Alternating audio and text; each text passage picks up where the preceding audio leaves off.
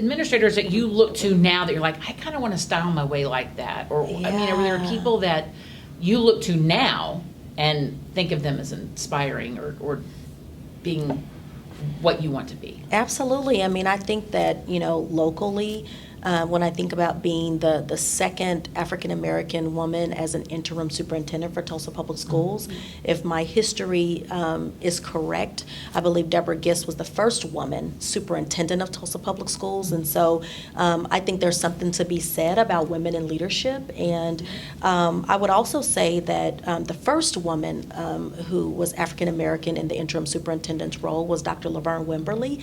And so I absolutely have the utmost respect for her leadership, what she's done in the past for Tulsa Public Schools, how she's still very committed in the community. Oh, yes. And all the work. Up your hat game. Hello. Just saying.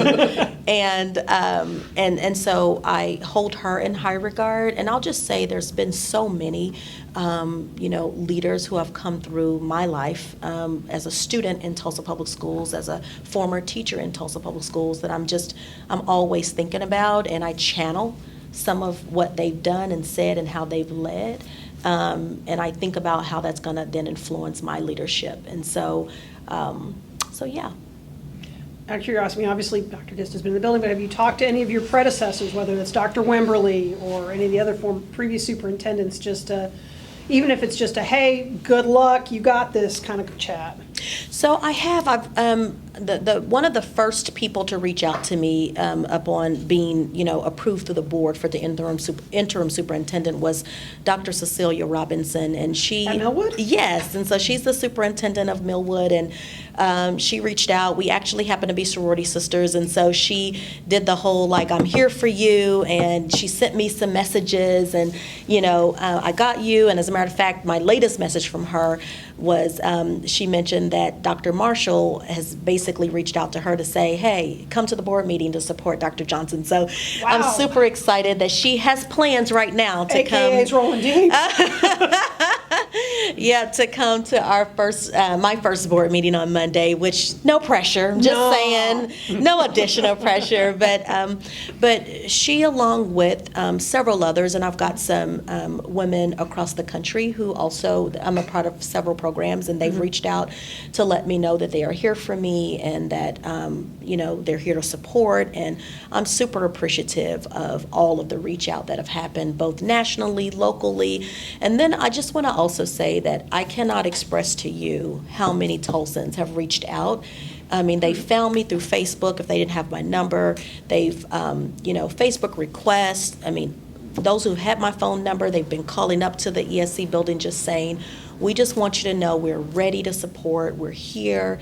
Many of them expressed, how they're going to miss Dr. Gist, but they're so excited about what this is going to mean for Tulsa and Tulsa Public Schools. So it kind of makes me think about that resilience piece that I mentioned earlier, and how, today is the day to start with, how do we continue to move in a direction in which it makes sense to our students and families around just being great, and then how do we write the correct narrative around who we are in Tulsa Public Schools. And I think that we have had an unfortunate shake by some around misrepresentation of who we are as a city and who we are as a Tulsa Public School district.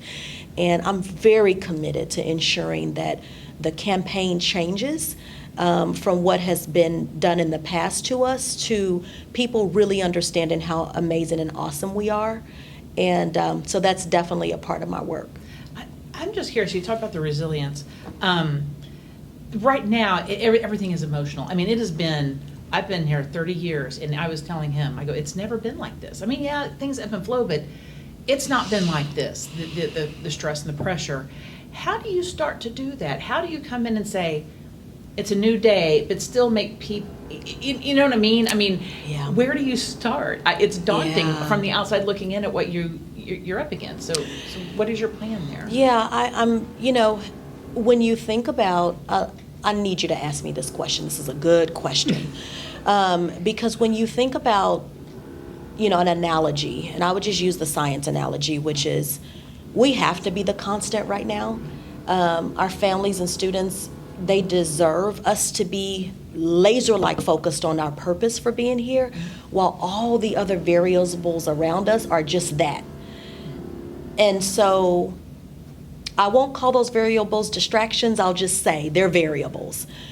If in this leadership role, if I continue to stay relentlessly focused on what makes sense and what we should be doing for our families and our students, it's going to reduce the amount of confusion, misunderstanding. And so when I say laser-like focus, I'll just be even more specific. Pushing for students to show up to school every day, and families, we need your help because we truly have a chronic absenteeism issue. Pushing for families to know how they can continue to support the everyday academic needs of our students.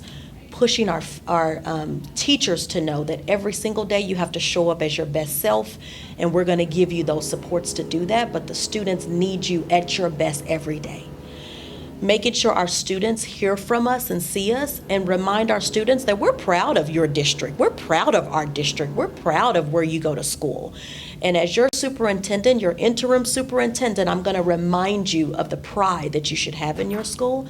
So when those things happen, coupled with just meeting with community members, meeting with stakeholders, having very matter-of-fact talks with, the mayor, as we have had, very important conversations with the chamber, as I've had already.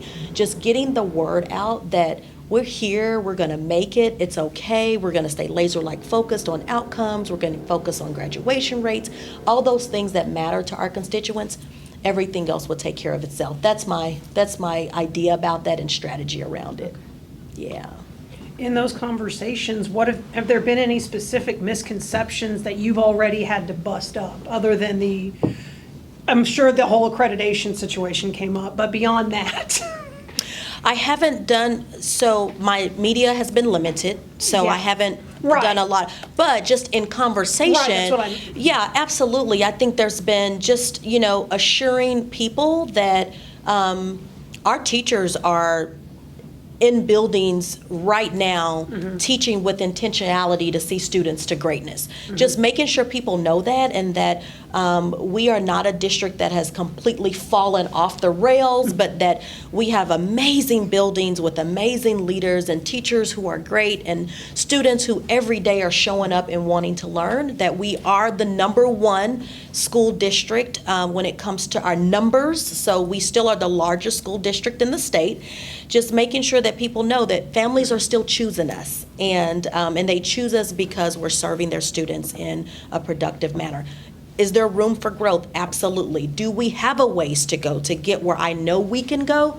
Yes, and that's the work.